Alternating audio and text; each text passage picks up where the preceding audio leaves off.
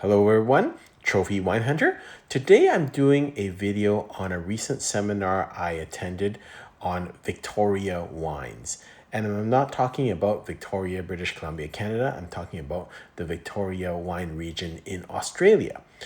And it's really interesting because normally the places like Barossa Valley get all the attention, but I was really interested in attending this seminar that was put on by Wine Victoria. So where is Victoria? Victoria is the premier region for cool climate wines in Australia. 800 wineries across 21 districts. Probably the most famous is the Yarra Valley, but they specialize in grape varietals like Pinot Noir, Chardonnay, and Shiraz.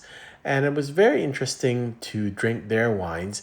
And the presenter, who was Mark Davidson, was really good at kind of going through each of the different regions. This is the lineup of the wines that we were tasting. We tasted both white, red, and also dessert wines.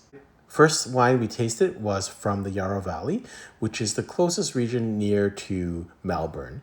It is Jayden owns 2021 one block Chardonnay. So this is hand-picked fruit. It is aged in French oak puncheons, 20% new for 10 months. It was a very clean wine. It was not overly oaked. So for people that don't like oaked Chardonnay, this is a wine for you. My notes, it was clean. It had white peach, apricots, very light oak, citrus, lime on the taste. My rating was 87 points. Next wine is the Tahbilk Museum Marsanne 2018 from the Ngambia Lakes.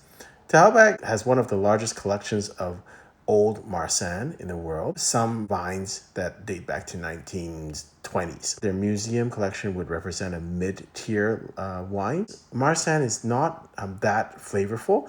It's kind of more bland, on the bland style and more subtle. So my tasting notes, I thought it was kind of waxy in nature, almost a little bit like Semillon in terms of the grape varietal. Almond notes, white flowers like acacia, some lime on the aftertaste. My rating was 86 points. Next wine was the Kooyong 2024 Massale Pinot Noir. This is from the Mornington Peninsula. And this region is a coastal scenic region famous for high quality Pinot Noir and Pinot Gris. So this reminded me in terms of the taste of Alsatian Pinot Noirs in terms of a little bit of austerity, almost some black fruit. So my tasting notes, it had the red berries, strawberries, cranberries, red cherries, but also some black cherries and a little bit more tannin than you would expect from a lot of Pinot Noirs. So my rating was 88 points. Next wine is a very interesting wine, and that's a theme among all these wines. They are very wine geek wines because they are very specialized. They taste very different than what you would expect. So it's kind of interesting in terms of to try different wines from a cool climate. And so this wine is from Castagna. It's their 2019 Un Segreto. It's a blend of Sangiovese and Syrah. So an Australian super Tuscan. And I really enjoyed the blend here. It's about 60% Sangiovese, 40% Shiraz. My tasting note, I thought it had good acidity. I think it had some kind of funk and some quirkiness to the wine. It's one of these wines where you taste it and it's like, what is this? And so it's quite interesting. You can see after you know the blend, the Sangiovese, the acidity, and the Syrah also comes out with kind of the dark fruit. So it is quite an interesting, kind of a high acid, medium bodied, medium tannin wine. My rating was 87 points.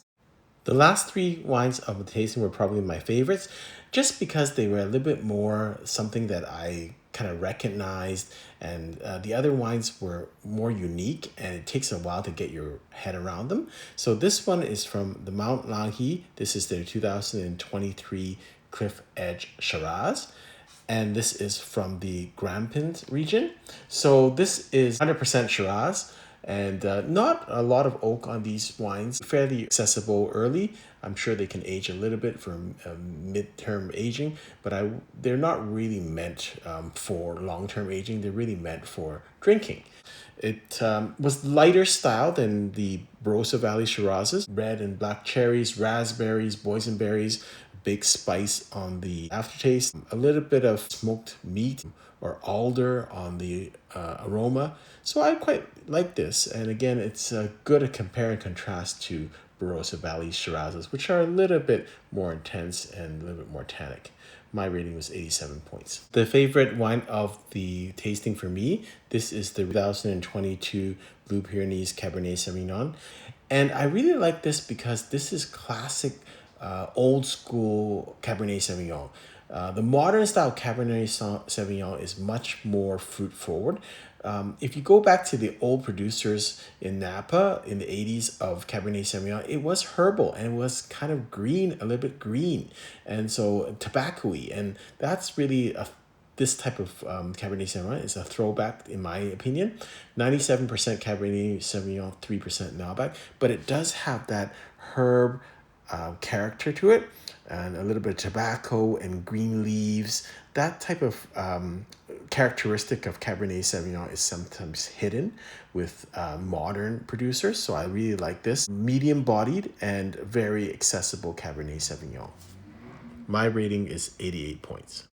And then the last wine we had was the non-vintage Pfeiffer Classic Muscat from the Rutherglen region. This region is famous for making Muscat and also Topak, which is like Tokai, but you can't call it Tokai. And Muscat is so fragrant. It's got that spice and that sweetness. It's a wonderful grape, but probably underappreciated in many places in the world. My tasting note had floral aromas, very sweet with honey, but really delicious, like raisins, very luscious in terms of the palate, and quite complex and thick. So really enjoyed this. Afterwards, we were invited to try a number of other wines. But for me, sometimes those are hard for me to do when you have that many wines to taste. It's kind of like speed dating. Having said that, one that stuck out in my mind were the wines from Bija. And so this is a fairly new winery. It is one of, I think, 3 First Nation owned wineries in Australia. And the founder, Craig Crommelin, is the Australia's first Indigenous winemaker. The winery has only been open like 12 months. I tasted their wines. I thought they were quite nice, and they're fairly new winery. I love the story, and I love that I can kind of give some spotlight on a newer winery. So here is Scott Burton, who is the general manager of export program for Wine Victoria, talking about those wines. We're here with Bidja Wines here in Vancouver. So Bidja is one of only 3 Aboriginal-owned wine companies in Australia. So delighted to have them as part of our program. Bidja actually means friend in the native dialect from where the clan comes from. So interesting story here. So Bidja is relatively new. They've been going for about 12 months or so. But the actual founder of Bidja Wines is an Indigenous elder by the name of Craig Crommelin. And Craig was actually the first Aboriginal winemaker and viticulturalist ever certified in Australia some 20 odd years ago. So delighted to have Craig, who's a proud Victorian man, to represent Indigenous culture through wine. This is the 2024 King Valley Sauvignon Blanc. So that's our up in the northeast of Victoria. Very, very cool climate, lots of altitude. So just a fresh, vibrant Sauvignon Blanc. Typical Australian characters of nectarine and white peach and grapefruit. So just nice, linear on the palate, and just a really delicious, refreshing wine. We then moved a little bit south from the King Valley to an area called Heathcote, which is really well known for producing vibrant, spicy yet balanced Shiraz. We're not talking about huge alcohols here. We're talking 13 and a half, so some nice balance there. Great use of French oak, not so much American in this area, and just well balanced with those chocolate, herbaceous characters. But yeah, again, fruit forward. That's the style that Craig as winemaker goes for. Very fruit forward that we see in both of these wines. All in all, I thought it was a wonderful tasting. It is a wonderful representation of cool climate Chardonnay, Pinot Noir, Shiraz, Cabernet Sauvignon, and Muscat. And so it was really fun. I thought I learned a lot, and I think these wines are a good alternative to other more famous Australian wine regions and worthwhile to check out. I hope you enjoyed this video. Until next time, happy drinking.